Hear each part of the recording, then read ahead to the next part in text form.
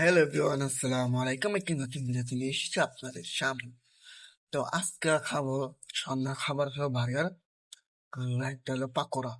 এই পাকোড়া হলো ভিতরে গোস্ত, মানে মুরগির গোস্ত, আর এটা হলো চিকেন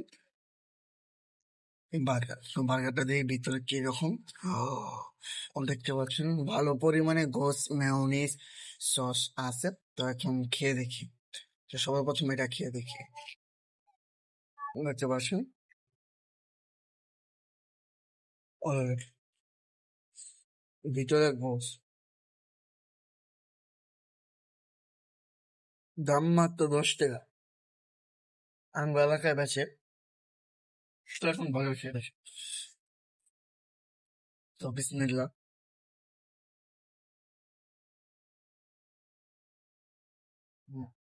আনতে আনতে ঠান্ডা হয়েছে।